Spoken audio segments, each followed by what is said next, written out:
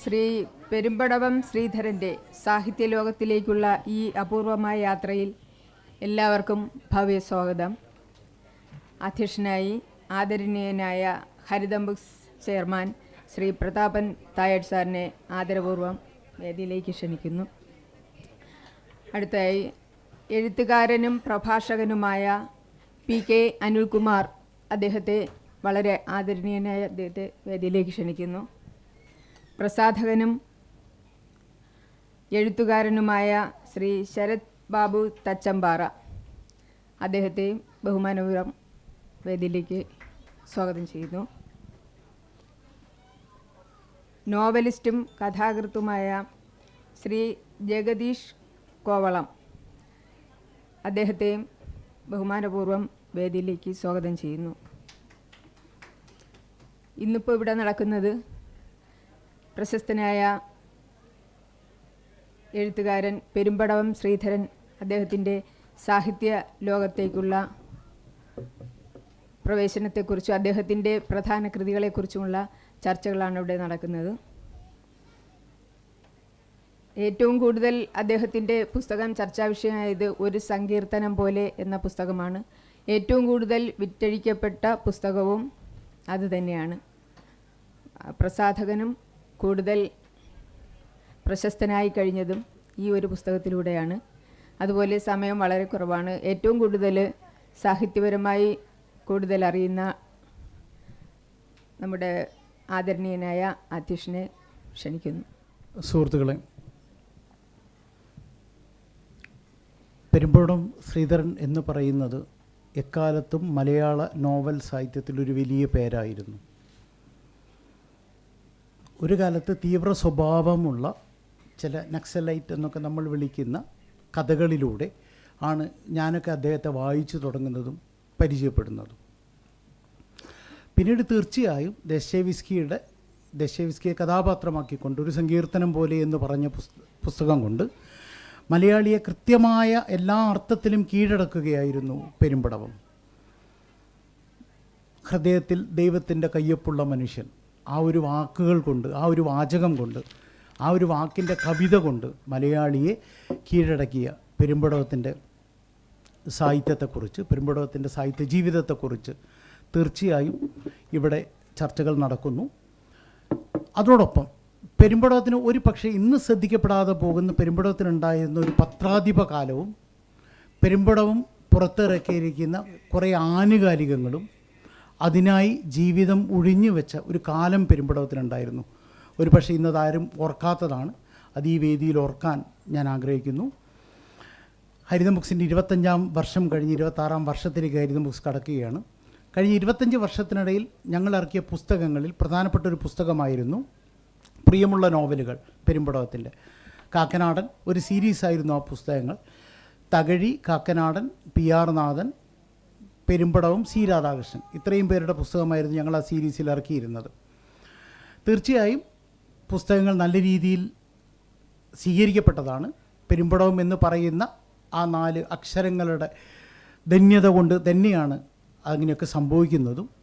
പെരുമ്പടവം ധാരാളം ഇനിയും വായിക്കപ്പെട്ടെ എന്ന് ആഗ്രഹിക്കുന്നു.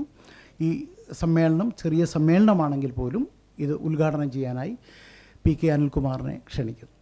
വേദിയിലിരിക്കുന്ന പ്രിയപ്പെട്ടവർ, എൻ്റെ സംഘാടകരായിട്ടുള്ള നമ്മുടെ സുഹൃത്തുക്കളെ,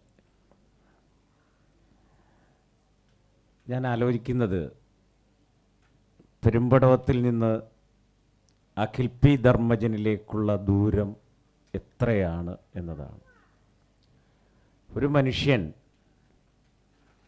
ശിവൻകുന്നിൻ്റെ പരിസരത്തിരുന്നു കൊണ്ട് അഭയം എന്ന് പറഞ്ഞ നോവൽ എഴുതിക്കൊണ്ടിരിക്കുമ്പോൾ ആ അഭയം നോവലിലെ പ്രധാന കഥാപാത്രമാണ് സേതുലക്ഷ്മി. പക്ഷെ അത്യന്തം വിഷാദനിർഭരമായ ഒരു കാലത്തിൽ ജീവിതത്തിൻ്റെ എല്ലാ പ്രത്യാശകളും അസ്തമിച്ച് ജീവിതത്തിൽ ഇനി ശുഭകരമായ ഒരു പുലരി പോലും തനിക്കായി കാലവും ജീവിതവും ബാക്കി വയ്ക്കുന്നില്ല എന്ന് തിരിച്ചറിഞ്ഞുകൊണ്ട് ആത്മഹത്യ ചെയ്യാൻ പോകുന്ന പെരുമ്പടവം ശ്രീധരൻ, അദ്ദേഹത്തിൻ്റെ പിൽക്കാലത്തിലുള്ള ജീവിതത്തിൽ സംഭവിച്ചിട്ടുള്ള മുഴുവൻ ആകസ്മികതകളും പോലെ നോവലിലെ ആ ഒരു കഥാപാത്രം, താൻ എഴുതിക്കൊണ്ടിരുന്ന നോവലിലെ സേതുലക്ഷ്മി എന്ന് പറഞ്ഞ കഥാപാത്രം പറയുന്നു, നിങ്ങൾ ആത്മഹത്യ ചെയ്യരുത്. യഥാർത്ഥത്തിൽ ആ കഥാപാത്രം ആത്മഹത്യ ചെയ്യുകയാണ് ചെയ്യുന്നത്. നിങ്ങൾ ആത്മഹത്യ ചെയ്യരുത്, നിങ്ങൾ ജീവിതത്തിലേക്ക് തിരിച്ചു വരൂ എന്ന് ഒരു എഴുത്തുകാരൻ പ്രാണനിൽ കൊണ്ടു നടക്കുന്ന ഒരു കഥാപാത്രത്തിൻ്റെ പിൻവിളി കൊണ്ട് സാഹിത്യത്തിൽ മറിച്ച് സംഭവിച്ചിട്ടുണ്ട്. ഇപ്പോൾ പത്മനാഭൻ്റെ പ്രകാശം പരത്തുന്ന പെൺകുട്ടി, ആ കഥ ഏവർക്കും അറിയാവുന്ന ഒരു കഥയാണ്. ഒരാൾ ആത്മഹത്യ ചെയ്യാൻ തീരുമാനിക്കുന്നു. ആത്മഹത്യ ചെയ്യുന്നതിന് മുമ്പ് തിയേറ്ററിൽ കയറി ഒരു സിനിമ കാണാൻ അയാൾ ആഗ്രഹിക്കുന്നു. അപ്പം തിയേറ്ററിലെത്തിയ ഒരു നക്ഷത്രങ്ങൾ ചിരിക്കുന്ന കണ്ണുകളുള്ളതാ ഈ മോളുടെ കൂട്ടുള്ള ഒരു കുഞ്ഞിൻ്റെ കളിമ്പങ്ങൾ അയാളെ ആത്മഹത്യയിൽ നിന്ന് ജീവിതത്തിലേക്ക് തിരിച്ചു വരുന്നു. പത്മനാഭൻ ആ കഥ അവസാനിപ്പിക്കുന്നത് ഇങ്ങനെയാണ്: 400-500 വർഷങ്ങൾക്ക് ശേഷം മനുഷ്യരാശി ഒരു വഴിത്തിരിവിൽ സംശയിച്ച് നിൽക്കുമ്പോൾ പ്രകാശം പരത്തുന്ന കണ്ണുകളുമായി അവൾ വരും. അങ്ങനെ ഈ കഥ വായിച്ചിട്ട് ആത്മഹത്യയിൽ നിന്ന് ജീവിതത്തിലേക്ക് തിരിച്ചു വന്ന ഒരുപാട് പേരുണ്ട്. പക്ഷേ ഒരു എഴുത്തുകാരൻ എഴുതിയ ഒരു കഥാപാത്രം തന്നെ ആത്മഹനനത്തിൻ്റെ വക്കിൽ നിന്ന്, നിരാശാഭരിതമായ ഒരു കാലത്തിൻ്റെ ആത്മഹത്യാ മുനമ്പിൽ നിന്നും അയാളെ ജീവിതത്തിലേക്ക് തിരിച്ചു കൊണ്ടുവരുന്നു. അങ്ങനെയാണ് ആ നോവൽ പിറക്കുന്നത്.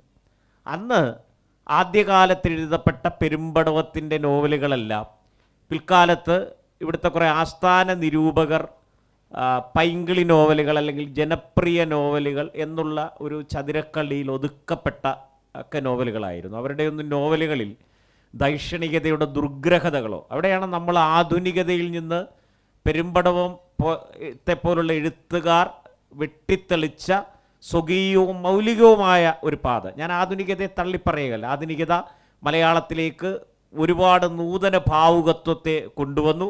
ആധുനികതയ്ക്കെതിരെ ഉയർന്ന ഏറ്റവും വലിയ വിമർശനം ഇപ്പോൾ ഹരിദ്വാറിൽ മണിമുഴങ്ങുന്നു എന്ന നോവലിൻ്റെ ആമുഖത്തിൽ ഒരിക്കൽ പോലും ലഹരിയിലേക്ക് പോയിട്ടില്ലാത്ത, ഫങ് ഉപയോഗിച്ചിട്ടില്ലാത്ത എം മുകുന്ദൻ ആ നോവലിൻ്റെ മുൻനിരയിൽ എഴുതിയത് ഞാൻ ദില്ലിയിൽ ചരസിൻ്റെ ഏകാന്തതയിൽ ഇരുന്നാണ് ആ നോവൽ എഴുതിയത് എന്നാണ്. അപ്പോൾ ആധുനികത മറ്റൊരർത്ഥത്തിൽ ലഹരിയുടെ ഒരു ജീവിത ഭൂപടത്തെ മലയാളിക്ക് അനുഭവിപ്പിച്ചിട്ടുണ്ട്.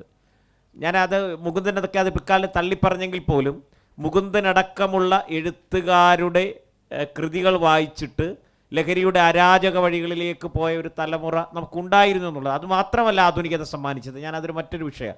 പക്ഷേ അവിടെ നിന്നുകൊണ്ട് തീരെ ഏറ്റവും തരംതാണ തരത്തിലുള്ള ഇക്കിളിപ്പെടുത്തുന്ന നോവലുകൾക്കും ദൈക്ഷണികമായ ബൗദ്ധികമായ നോവലുകൾക്കും നടുവിൽ നിന്നുകൊണ്ടൊരു മധ്യവർത്തി സിനിമ പോലെ ആയിരുന്നു ആദ്യകാലത്തെ പെരുമ്പടവത്തിൻ്റെ നോവലുകൾ എങ്കിൽ, പ്രതാപേട്ടൻ പറഞ്ഞതുപോലെ ദീപികയുടെ ഓണപ്പതിപ്പിൻ്റെ, ദീപികയുടെ പത്രാധിപരുടെ നിരന്തര നിർബന്ധം കൊണ്ടാണ് 28 ദിവസം കൊണ്ട് ഒരു സങ്കീർത്തനം പോലെ എന്ന് പറഞ്ഞ നോവൽ പിറക്കുന്നത്.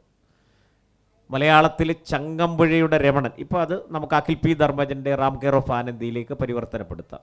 ആശ്രാമം ഭാസി എന്ന് പറയുന്ന ജ്യേഷ്ഠ തുല്യനായ ഒരു പ്രസാധകൻ ഇപ്പോൾ ഏകദേശം 150-ൽ പരം പതിപ്പുകൾ അത് പിന്നിട്ട് കഴിയും. ചങ്ങമ്പുഴയുടെ രമണൻ അതേപോലെ തന്നെ മലയാളിയെ വായന മരിച്ചുവെന്ന് കരുതിയ ഒരു കാലത്ത് വായനയിലേക്ക് മലയാളിയെ തിരിച്ചു കൊണ്ടുവന്ന ഒരു പുസ്തകമാണ് ഒരു സങ്കീർത്തനം പോലെ. മറ്റൊന്ന്, ഈ എഴുത്തുകാരൻ്റെ സർഗാത്മകമായ ഉന്മാദത്തിൻ്റെ ഉത്തുംഗതയിൽ നിന്നുകൊണ്ട് ഒരു വെളിപാട് പോലെ എഴുത്തുകാരൻ്റെ ബോധ ചേതനയിലേക്ക് ഒരു വെള്ളി വെളിച്ചം പോലെ, ഒരു മിന്നൽ പിണർ പോലെ നിപതിക്കുന്ന ചില ആശയങ്ങളുണ്ട്. അതാണ് ദസ്തയോവ്സ്കി.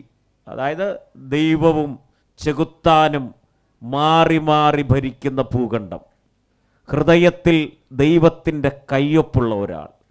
പെരുമ്പടവം തന്നെ പറയുന്നുണ്ട്, മനസ്സിലെ കാടുകൾ, പച്ചിലക്കാടുകൾ ഇങ്ങനെ കത്തിയെരിയുന്ന ഒരു അനുഭവത്തെക്കുറിച്ചൊക്കെ പെരുമ്പടവം പറയുന്നുണ്ട്. അതിലുപരി അന്നയും ദസ്തയോവ്സ്കിയും തമ്മിൽ കണ്ടുമുട്ടുമ്പോൾ, സത്യം പറഞ്ഞാൽ ദസ്തയോവ്സ്കിയേക്കാൾ എത്രയോ ഇളയ പ്രായത്തിലുള്ള അന്ന, പക്ഷേ പ്രണയത്തിന് പ്രായവും കാലവും ഒന്നും അതിരുകളല്ലാത്തതുകൊണ്ട് അവരുടെ ഉള്ളിലുള്ള പ്രണയത്തിൻ്റെ അജുംബിതമായ ഭാവങ്ങളെ ഇങ്ങനെ കോരിയെടുക്കുന്ന ഒരു രംഗമുണ്ട് ആ സങ്കീർത്തനം പോലെയിൽ. തന്നെയും അന്ന തിരിച്ച് പ്രണയിക്കുന്നുണ്ട് എന്നറിയുന്ന ദസ്തയോവ്സ്കി അവർ തമ്മിലുള്ള കണ്ടുമുട്ടിൽ ഇത് പെരുമ്പടവം എഴുതുന്നുണ്ട്. അപ്പോൾ തൻ്റെ ഉള്ളിലും ഒരു കടലിരമ്പുന്നത് അയാൾ അറിയുന്നു എന്നൊക്കെ പറഞ്ഞിട്ടുള്ളത് മലയാള നോവൽ സാഹിത്യത്തിൻ്റെ ജാതകം തിരുത്തിക്കുറിച്ച ഒരു കൃതി. എന്നാൽ എനിക്ക് ഈ സങ്കീർത്തനം പോലെയേക്കാൾ ഏറ്റവും കൂടുതൽ ഇഷ്ടപ്പെട്ടത് അരൂപിയുടെ മൂന്നാം പിറാവ് എന്ന് പറഞ്ഞിട്ടുള്ള ഒരു നോവലാണ്. സാധാരണ ഒരു നോവൽ വായിച്ചിട്ട് ആ കഥാപാത്രങ്ങളിലേക്ക്, ഇപ്പോൾ എം ടിയുടെയൊക്കെ കഥാപാത്രങ്ങൾ, എം ടിയുടെ സാഹിത്യമൊക്കെ നമ്മുടെ ജീവിതമായിട്ടൊക്കെ പോയെങ്കിൽ പോലും അതിലെ ആൻഡ്രൂ സേവിയർ എന്ന് പറഞ്ഞ കഥാപാത്രം തീർച്ചയായിട്ടും അതൊരു ജോൺ അബ്രഹാമിനെ ഓർമ്മിപ്പിക്കുന്നുണ്ട്, എ അയ്യപ്പനെ ഓർമ്മിപ്പിക്കുന്നുണ്ട്, സുരാസുവിനെ ഓർമ്മിപ്പിക്കുന്നുണ്ട്. വ്യവസ്ഥാപിതമായ വഴികളെല്ലാം കളഞ്ഞിട്ട് അരാജക വഴികളിലൂടെ, ആത്മവിനാശത്തിൻ്റെ വഴികളിലൂടെ, ലഹരികളുടെ വഴികളിലൂടെയൊക്കെ നടന്ന മലയാളത്തിലെ പ്രക്ഷുബ്ധമായ യൗവനങ്ങളുടെ എല്ലാം ലഹരിയുടെ ഇരുണ്ട കൂടാരങ്ങളിലേക്ക് ചേക്കേറിയ അവരുടെ എല്ലാം ഒരു ആത്മാംശം കലർന്നതാണ് അതിലെ ആൻഡ്രൂ സേവിയർ എന്ന് പറയുന്നത്. അത് എനിക്ക് തോന്നുന്നു അത് കലാകൗമുദിയിലായിരുന്നു ആദ്യം അത് ഖണ്ഡശയായിട്ട് പ്രസിദ്ധീകരിച്ചത്. ആ കലാകൗമുദിയുടെ ഓരോ ലക്കത്തിനൊപ്പവും ഇപ്പോഴും ഞാൻ ഓർക്കുന്നുണ്ട്, ആ കലാകൗമുദിയുടെ ഓരോ ലക്കവും വരുമ്പോൾ അന്ന് ഒരു ലഹരിയുടെ കുത്തഴിഞ്ഞ കാലത്തിലൂടെ നടന്ന ഒരാളെന്നുള്ള നിലയ്ക്ക് ആ വന്ന കലാകൗമുദിയുടെ ഓരോ താളിൽ ആൻഡ്രൂ സേവിയർ കുടിക്കുന്ന ഓരോ കോപ്പ് മദ്യത്തോടൊപ്പം ബാറിൻ്റെ ഇരുണ്ട ശീതളമേൽ ഓരോ കോപ്യം മദ്യവും കൂടെ കുടിച്ചുകൊണ്ട് ആ ലേഖനം വായിച്ചിരുന്ന ഒരു പ്രക്ഷുബ്ധമായ കാലം, വൈയക്തികമായ ഒരു അനുഭവം കൂടിയാണ് എനിക്കെന്നുള്ളത് കൊണ്ടാണ് ഞാൻ പറഞ്ഞത്. ആ നോവലിലെ ആൻഡ്രൂ സേവിയറും ഞാനും ഒക്കെ തമ്മിൽ, അല്ലെങ്കിൽ എൻ്റെ തലമുറയിൽപ്പെട്ട അങ്ങനെ ആത്മവിനാശത്തിൻ്റെ പാതകളിലൂടെയൊക്കെ നടന്നവർക്ക് വ്യവച്ഛേദിക്കാൻ കഴിയാത്തതായിരുന്നു. അതുപോലെ തന്നെ അദ്ദേഹത്തിൻ്റെ ഒരു കീറാകാശം മലയാള സാഹിത്യത്തിലെ ലബ്ധപ്രതിഷ്ഠരായ എഴുത്തുകാരെയൊക്കെ സംശീകരിച്ചതാണ്. അത്ര വൈകാരികത കൊണ്ടാണ് ഞാൻ ഇതൊക്കെ പറഞ്ഞു പോയത്. പിന്നെ വൃദ്ധൻ എന്ന് പറഞ്ഞ് മാതൃഭൂമി ആഴ്ചപ്പതിപ്പിൽ അദ്ദേഹം പ്രസിദ്ധീകരിച്ച കഥയിലെ ഒരു വാചകം പറഞ്ഞുകൊണ്ട് ഞാനിതിൻ്റെ ഉദ്ഘാടനം നിർവഹിക്കാം. ആ വരി ഇങ്ങനെയാണ്: എനിക്ക് തോന്നുന്നു ഈ അന്തർദേശീയ നിയമസഭാ പുസ്തകോത്സവത്തിൻ്റെയും ഈ വായനയുടെയും ഈ അക്ഷരോത്സവത്തിൻ്റെയൊക്കെ ആത്യന്തികമായ ലക്ഷ്യം ആ ഒരു വാക്യത്തിലായിരിക്കും. വാക്യം ഇങ്ങനെയാണ്: മഴയുടെയും വെയിലിൻ്റെയും നിലാവിൻ്റെയും സംഗീതം ഒരു മരച്ചുവട്ടിൽ നിന്ന് ആസ്വദിക്കാൻ കഴിയുന്ന സ്നേഹകാലം. പ്രിയപ്പെട്ട പെരുമ്പടവത്തിന് ഹൃദയാഭിവാദ്യങ്ങൾ അർപ്പിച്ചുകൊണ്ട് എൻ്റെയും ഈ സദസ്സിലിരിക്കുന്ന മുഴുവൻ ആളുകളുടെയും ഹൃദയം ഒന്നിച്ചു ചേരുന്ന നിമിഷത്തിൻ്റെ നിർവൃതിയിൽ നിന്നുകൊണ്ട് നമ്മളെല്ലാവരും കൂടി ചേർന്നുകൊണ്ട് ഈ ചടങ്ങ് ഉദ്ഘാടനം ചെയ്തതായി അറിയിക്കുന്നു. നന്ദി, നമസ്കാരം. വേദിയിലും സദസ്സിലുമുള്ള പ്രിയപ്പെട്ടവരെ, മലയാളികളുടെ വായനാ പരിസരത്ത് എന്നും ഒരു സങ്കീർത്തനമായി തന്നെ ശോഭിച്ചു നിൽക്കുന്ന പ്രിയപ്പെട്ട എഴുത്തുകാരൻ പെരുമ്പടവം ശ്രീധരൻ്റെ രചനകൾ വളരെ മനോഹരമായിട്ട് തന്നെ പി കെ അനിൽകുമാർ അദ്ദേഹത്തിൻ്റെ അരൂപിയുടെ മൂന്നാം പ്രാവിലൂടെയും അല്ലെങ്കിൽ ഒരു സങ്കീർത്തനം പോലെയുമുള്ള നോവലുകളിലൂടെ നമുക്ക് മുന്നിൽ ആ നോവലിൻ്റെ വ്യഥ നമുക്ക് മുന്നിൽ വരച്ചു വെച്ച് കഴിഞ്ഞു. ഒരേ സമയം ഒരു എഴുത്തുകാരൻ്റെ അനുഭവവും അതൊരു പക്ഷേ വായനക്കാരൻ്റെ അനുഭവവുമായി മാറുന്ന, പുസ്തകം കയ്യിലെടുത്തു കഴിഞ്ഞാൽ ആ സങ്കീർത്തനം പോലെ എന്നുള്ള പുസ്തകം അത് കയ്യിലെടുത്തു കഴിഞ്ഞിട്ട് അത് അവസാനിക്കുന്നത് വരെ, ആ പുസ്തകം അവസാനിക്കുന്നത് വരെ പുസ്തകം കയ്യിൽ നിന്ന് താഴെ വയ്ക്കാത്ത ആളുകളായിരിക്കും ആ പുസ്തകം വായിച്ച ഒട്ടുമിക്ക മലയാളികളും അല്ലെങ്കിൽ വായനക്കാരും എന്നാണ് ആ പുസ്തകത്തിൻ്റെ ഏറ്റവും വലിയ പ്രാധാന്യമായിട്ട് ഞാൻ കാണുന്നത്. നമ്മൾ വായിക്കുന്ന പല പുസ്തകങ്ങളും ഒരു പക്ഷേ നമ്മളെ ആദ്യത്തെ 10-15 പേജുകളിലൂടെ കടന്നു പോകുമ്പോൾ നമ്മുടെ വായനയെ ഒന്നില്ലെങ്കിൽ അത് പുറകോട്ട് വലിക്കാനും ഒരു മടുപ്പുളവാക്കാനുമൊക്കെ സാധ്യതയുണ്ടാവാൻ ഉള്ളൊരു കാലമാണ്, അല്ലെങ്കിൽ ഒരു എഴുത്താണ്. പക്ഷേ ആ പുസ്തകം എൻ്റെ അനുഭവമാണ്, നമ്മളത് വായിച്ച ആദ്യ വരി വായിച്ചത് മുതൽ അവസാനം വായിക്കുന്നത് വരെ വളരെയധികം ശ്രദ്ധയോടുകൂടി അല്ലെങ്കിൽ വളരെ ഒരു പ്രത്യേക രീതിയിൽ ആകാംക്ഷയോടെ നമ്മളെ വായനക്കാരനെ കൂട്ടിക്കൊണ്ടുപോകുന്ന ഒരു നോവലാണ്. അതുകൊണ്ട് തന്നെ അതുവരെയുള്ള മലയാള നോവലുകളെ ബ്രേക്ക് ചെയ്തുകൊണ്ട് ഒരുപാട് പതിപ്പുകളിലൂടെ മലയാളികളുടെ ഓരോ വ്യക്തിയുടെയും പുസ്തക ഷെൽഫിലും വായനശാലയിലുമൊക്കെ വായനക്കാരനെ നോക്കി തൻ്റെ പ്രിയപ്പെട്ട പുസ്തകങ്ങളിലൊന്നായിട്ട് ഒരു സങ്കീർത്തനം പോലെ മാറിക്കഴിഞ്ഞിട്ടുണ്ട്. അല്ലെങ്കിൽ അഭയം പോലെയുള്ള അദ്ദേഹത്തിൻ്റെ പല നോവലുകളും, അഷ്ടപതി പോലെയുള്ള പല നോവലുകളും, ഒരുപാട് നോവലുകൾ അദ്ദേഹം എഴുതിയിട്ടുണ്ട്. ഇവിടെ പ്രതാപൻ തായിട്ട് പറഞ്ഞതുപോലെ പണ്ട് നമ്മൾ ഈ പെരുന്തച്ഛൻ്റെ കുളത്തെക്കുറിച്ചൊക്കെ പറയാറുണ്ട്. ഒരാൾ പെരുന്തച്ഛനോട്, നമുക്കറിയുന്ന കഥയാണ്, പെരുന്തച്ഛനോട് ഒരാൾ പറഞ്ഞു എനിക്കൊരു കുളം വേണം, അത് ചതുരത്തിലായിരിക്കണം എന്ന് പറഞ്ഞു. മറ്റൊരാൾ പറഞ്ഞു വട്ടത്തിലായിരിക്കണം എന്ന് പറഞ്ഞു. വേറൊരാൾ വേറൊരു വിധം ആംഗിൾ പറഞ്ഞു കൊടുത്ത് അതുപോലെ ആയിരിക്കണം എന്ന് പറഞ്ഞു. ശരിയെന്നൊക്കെ പെരുന്തച്ഛനൊക്കെ ശരിയെന്ന് പറഞ്ഞു. അവസാനം പെരുന്തച്ഛൻ്റെ കുളം നിർമ്മിച്ചു കഴിഞ്ഞപ്പോൾ വട്ടത്തിൽ കാണണമെന്ന് പറഞ്ഞ ആളോട് പെരുന്തച്ഛൻ കുളത്തിൻ്റെ ഒരു വശത്ത് കൊണ്ടു നിർത്തി കുളം നോക്കൂ എന്ന് പറഞ്ഞപ്പോൾ ഒരു വട്ടത്തിലുള്ള കുളമായിരുന്നു. മറ്റൊരാളോട് ചതുരം വേണമെന്ന് പറഞ്ഞ ആളെ ഒരു പ്രത്യേക ആംഗിളിൽ കൊണ്ടു നിർത്തി നോക്കിയപ്പോൾ ചതുരമുള്ളതായിരുന്നു. അപ്പം അതുപോലെ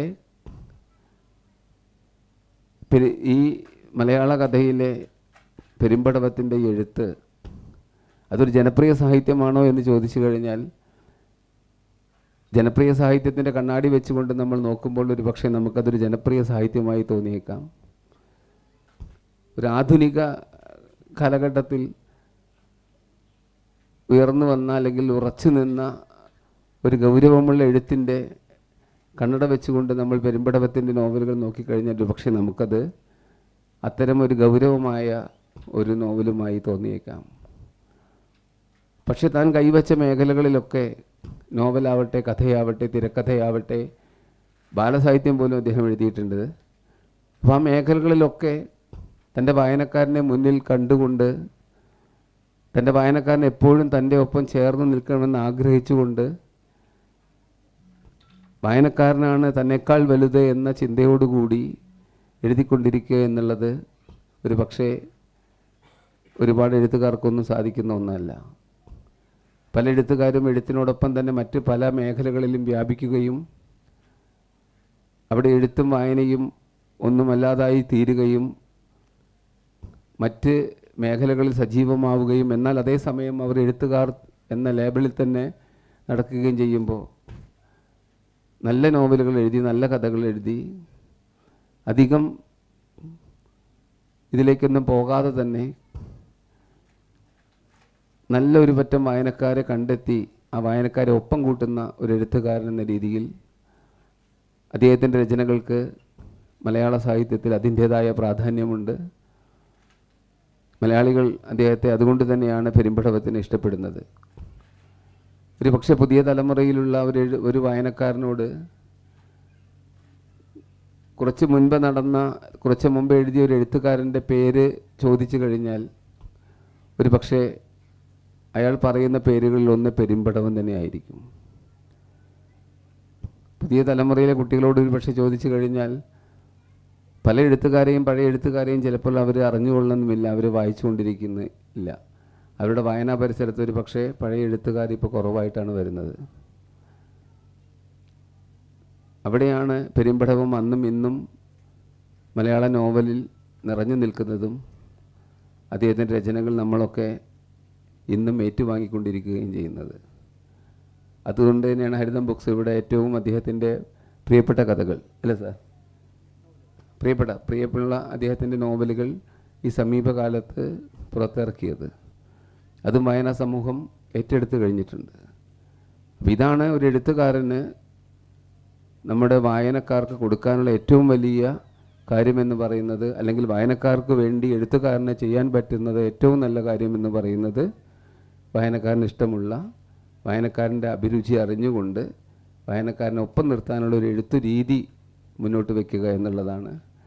ആ എഴുത്ത് രീതി മുന്നോട്ട് വെച്ചുകൊണ്ട് മലയാളത്തിൽ നിറഞ്ഞു നിൽക്കുന്ന പെരുമ്പടവത്തിൻ്റെ രചനകളെക്കുറിച്ച് ഇവിടെ രണ്ട് വാക്ക് സംസാരിക്കാൻ കഴിഞ്ഞതിനുള്ള സന്തോഷം അറിയിച്ചുകൊണ്ട് നിർത്തുന്നു. നന്ദി, നമസ്കാരം.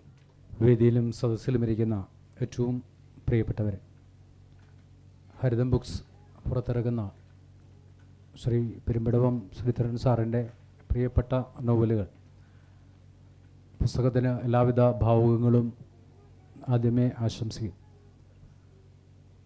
മലയാളക്കര പെരുമ്പടവം ശ്രീധരൻ എന്ന പേര് കേൾക്കുന്ന മാത്രയിൽ തന്നെ ഏതു വേദിയിലും ഓർമ്മയിലേക്ക് ഓടിയെത്തുന്ന പേര് ഒരു സങ്കീർത്തനം പോലെ എന്നുള്ളതാണ്. മലയാളികൾ ഒരുപക്ഷെ എനിക്ക് തോന്നുന്നത് ഏറ്റവും അധികം കേട്ടിട്ടുള്ള ഒരു നോവലിൻ്റെ പേരും ഒരു സങ്കീർത്തനം പോലെ തന്നെയാണ്. പക്ഷേ ആ നോവലിൻ്റെ പിറവിക്ക് മുൻപേയും പെരുമ്പടവം എന്ന ഗ്രാമത്തിൽ, ആ ഗ്രാമത്തെക്കുറിച്ച് അദ്ദേഹം പറയുന്നത് ഭൂമിയിലെ ഹൃദയമാണ് എൻ്റെ ഗ്രാമം എന്ന് അദ്ദേഹം തന്നെ പറഞ്ഞിട്ടുള്ള ആ ഗ്രാമത്തിൽ അതീവ ദാരിദ്ര്യാവസ്ഥയിൽ ജനിച്ച ഒരു ബാലൻ. ഒരുപക്ഷെ അദ്ദേഹത്തിൻ്റെ വേദികളിൽ സംബന്ധിച്ചിട്ടുള്ള ആൾക്കാർക്ക് അറിയാൻ സാധിക്കും, ഒരിക്കലും തൻ്റെ വ്യക്തി ജീവിതത്തെ മറന്നുകൊണ്ടോ മാറ്റിവെച്ചുകൊണ്ടോ ഒരു വേദിയിലും അദ്ദേഹം തൻ്റെ സൃഷ്ടികളെ മുന്നോട്ട് വെച്ച് സംസാരിക്കുന്ന ആളല്ല.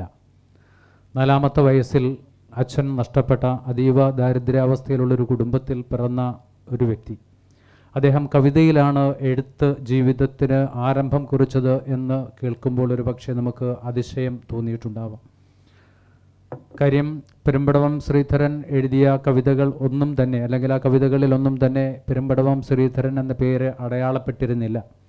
പഠനകാലത്ത് തന്നെ പല പേരുകളിലും കവിത എഴുതുന്ന ഒരു ശീലം അദ്ദേഹത്തിനുണ്ടായിരുന്നു. പല ബാല പ്രസിദ്ധീകരണങ്ങളിലും അവ പ്രസിദ്ധീകരിച്ച് വരികയും ചെയ്തിട്ടുണ്ടായിരുന്നു. അന്നൊക്കെ അദ്ദേഹം മനസ്സിൽ സൂക്ഷിച്ചിരുന്നൊരു കാര്യമെന്ന് പറഞ്ഞാൽ, ഇത്രയും ദാരിദ്ര്യത്തിൽ ജീവിക്കുന്ന ഒരുവൻ സാഹിത്യരംഗത്തേക്ക് കടന്നു വന്നാൽ സമൂഹം അത് അംഗീകരിക്കുമോ എന്നുള്ള ഒരു വലിയ ഒരു ബോധം അദ്ദേഹത്തിൻ്റെ മനസ്സിൽ ഉണ്ടായിരുന്നു. അങ്ങനെയാണ് സർപ്പക്കാവിൽ നിന്നിറങ്ങി മലയാള സാഹിത്യ ലോകത്തിലേക്ക് പെരുമ്പടവം ശ്രീധരൻ എന്ന നാമത്തോടു കൂടി ഒരു നോവലിസ്റ്റ്, കഥാകാരൻ കടന്നു വരുന്നത്. ജനയുഗത്തിലേക്ക് അദ്ദേഹം സർപ്പക്കാവ് അയച്ചു കൊടുത്തിട്ട് കാത്തിരിക്കുന്ന നിമിഷങ്ങളെക്കുറിച്ച് നേരിട്ട് പറഞ്ഞിട്ടുണ്ട്.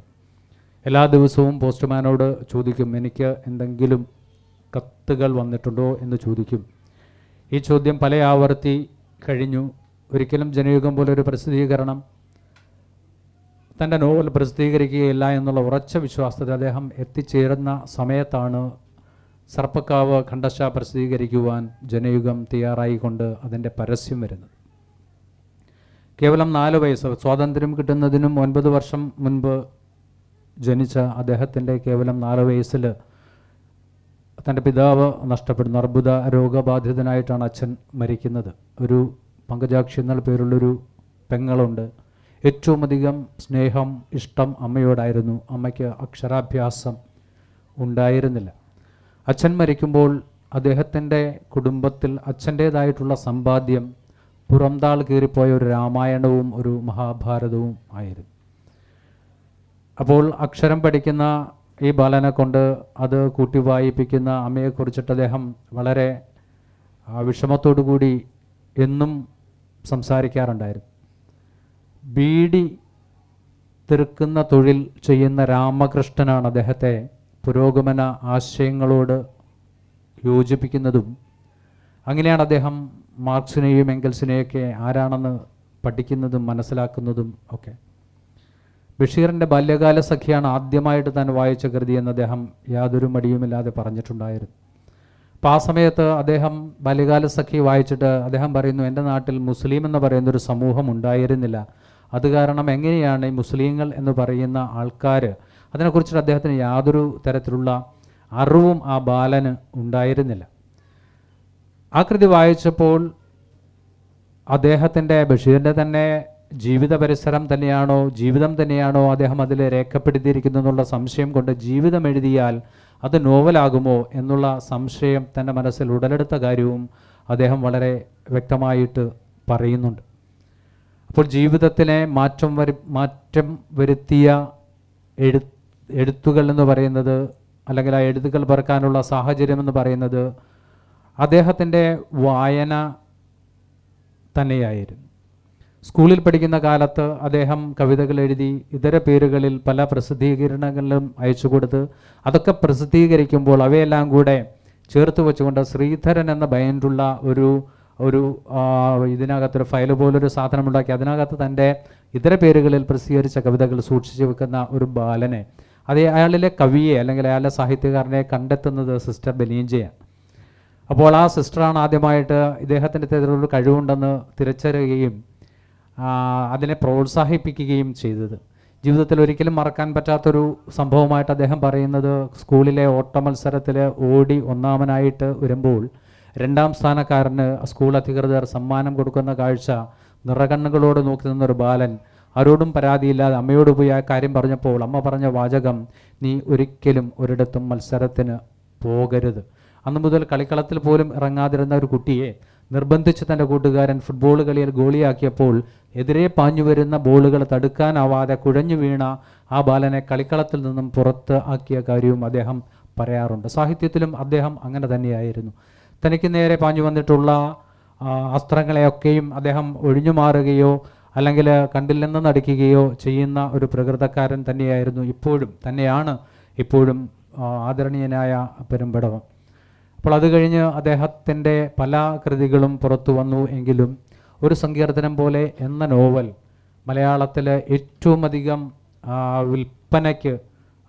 വിൽപ്പന സാധ്യതകൾ ഉണ്ടാക്കിയ ഒരു കൃതിയായിട്ട് 150ഓളം പതിപ്പുകൾ പുറത്തിറങ്ങിയ ഒരു കൃതിയായിട്ട് വരുമ്പോഴും അദ്ദേഹം പറയുന്നു, എൻ്റെ ജീവിതത്തിൽ എപ്പോഴും സംഭവിച്ചിട്ടുള്ളത് അവിചാരിതങ്ങൾ മാത്രമാണ്.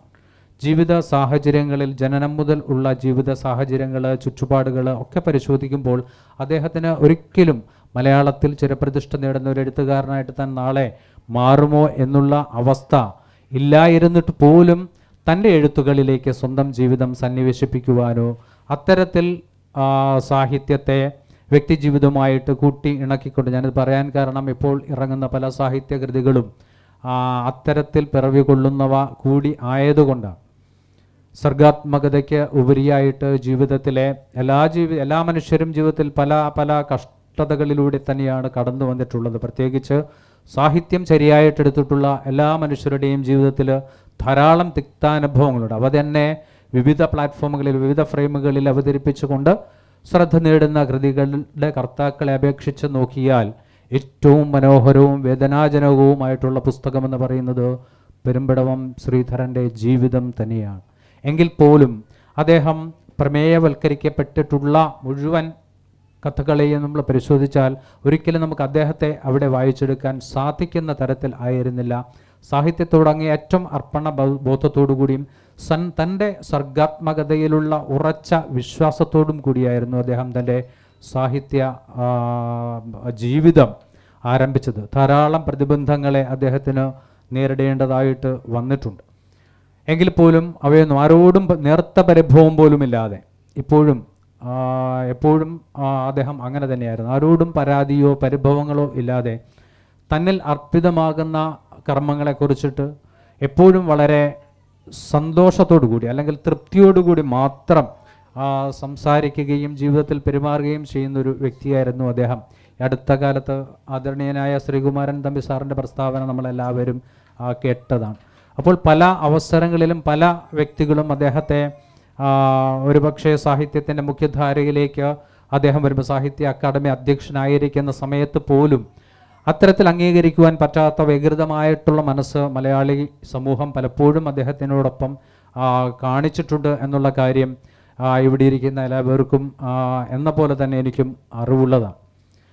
എന്നാലും ആ പ്രതിബന്ധങ്ങളെ മുഴുവൻ അതിജീവിച്ചുകൊണ്ട് മലയാള സാഹിത്യത്തിൽ ചിരപ്രതിഷ്ഠ നേടിയ അദ്ദേഹത്തിൻ്റെ പുസ്തകം ഏറെ വായിക്കപ്പെടട്ടെ. ഹരിതം ബുക്സ് അത്തരത്തിലൊരു ഉദ്യമവുമായിട്ട് മുന്നോട്ട് വരുമ്പോൾ തീർച്ചയായിട്ടും മലയാളത്തിൻ്റെ വായനാ സമൂഹം അത് അത്യന്തം ഉൾക്കൊണ്ടുകൊണ്ട് ഏറ്റെടുക്കും എന്നുള്ള ഉത്തമ ബോധ്യം എനിക്കുണ്ട്. കാര്യം പെരുമ്പടവത്തിനെ മനസ്സിൽ കൊണ്ട് നടക്കുന്ന, പെരുമ്പടവത്തിൻ്റെ എഴുത്തുകളെ സ്നേഹിക്കുന്ന ഒരു വലിയ വിഭാഗം വായനാ സമൂഹം ഇന്നും കൈരളിക്ക് സ്വന്തമായിട്ടുണ്ട്. അത് അദ്ദേഹം നേടിയെടുത്തത് തൻ്റെ വ്യക്തിപ്രഭാവം കൊണ്ടോ ഇതര രീതിയിലുള്ള പ്രവർത്തനങ്ങൾ കൊണ്ടോ അല്ല, മറിച്ച് തൻ്റെ സാഹിത്യ സബര്യ കൊണ്ട് മാത്രം അദ്ദേഹം സ്വായത്തമാക്കിയ ആ ഒരു വലിയ അനുവാചക സമൂഹത്തിൻ്റെ പൂർണ്ണമായിട്ടുള്ള പിന്തുണ ഈ പുസ്തകത്തിന് ഉണ്ടാകും എന്നുള്ള കാര്യത്തിൽ യാതൊരു സംശയവുമില്ല. പുസ്തകത്തിന് എല്ലാവിധ ഭാവുകങ്ങളും ആശംസിച്ചുകൊണ്ട് നിർത്തുന്നു. നന്ദി, നമസ്കാരം. സുഹൃത്തുക്കളെ, ഏറെ സന്തോഷം. കാരണം 3 രീതിയിലാണ് പെരുമ്പടവത്തെ ഇവിടെ വിലയിരുത്തപ്പെട്ടത്. അനിൽകുമാർ പെരുമ്പടവത്തിൻ്റെ ദൈക്ഷണിക ജീവിതത്തെയാണ് ഉയർത്തിപ്പിടിച്ചത്. തീർച്ചയായും ഞാനൊക്കെ ആ പുസ്തകം വായിച്ചിട്ട് എനിക്ക് തോന്നുന്നു ഒരു 10, 20, 25 കൊല്ലങ്ങൾ കഴിഞ്ഞിരിക്കാം. ഇപ്പം ഒന്നുകൂടി എടുത്ത് വായിക്കണം എന്ന് തോന്നിപ്പിക്കും വിധം എൻ്റെ മനസ്സിലൂടെ കടന്നുകൊണ്ട് പോകാൻ ആ പ്രസംഗത്തിന്, ഉജ്ജ്വലമായ പ്രസംഗത്തിന് കഴിഞ്ഞു. തീർച്ചയായും അതിൻ്റെ ഒരു നന്ദി പ്രകാശനം ഞാൻ നടത്തുന്നു. രണ്ടാമതായി ശരത് ബാബു തച്ചമ്പാറയാണ്. പെരുമ്പടവത്തിൻ്റെ എഴുത്ത് ജീവിതത്തെക്കുറിച്ച് പൊതുവെയാണ് ശരത് ബാബു പറഞ്ഞത്. ശരത് ബാബുവിനും നന്ദി പറയട്ടെ. അതിൽ കൂടുതലായി ജഗദീഷ് കോവളത്തിൻ്റെ എനിക്ക് വളരെ പ്രധാനപ്പെട്ട പെരുമ്പടവത്തിൻ്റെ ഏത് നോവലിനേക്കാളും മികച്ച ഒരു ഫിക്ഷനായിട്ട് മാറുന്ന, അല്ലെങ്കിൽ ഫിക്ഷനായിട്ട് മാറി നിൽക്കുന്ന പെരുമ്പടവത്തിൻ്റെ ജീവിതം എന്ന് പറയുന്നത് നമ്മുടെ മുന്നിൽ അനാവരണം ചെയ്യുകയായിരുന്നു. ഞാനൊക്കെ എഴുത്തും വായനയും ഈ പ്രസാധനവും ഒക്കെ ആയിട്ട് ധാരാളം കാലം പെരുമ്പടവുമായിട്ടുള്ള അടുത്ത ബന്ധമുണ്ടെങ്കിൽ പോലും ഞങ്ങൾക്കൊന്നും മറഞ്ഞുകൂടാത്ത കുറേ കാര്യങ്ങളാണ് അദ്ദേഹം ഇവിടെ പറഞ്ഞത്. തീർച്ചയായും അതിൻ്റേതായിട്ടുള്ള സന്തോഷവും സ്നേഹവും നന്ദിയും ഞാൻ അദ്ദേഹത്തിൻ്റെ മുന്നിൽ അവതരിപ്പിക്കുന്നു. നന്ദി, നമസ്കാരം.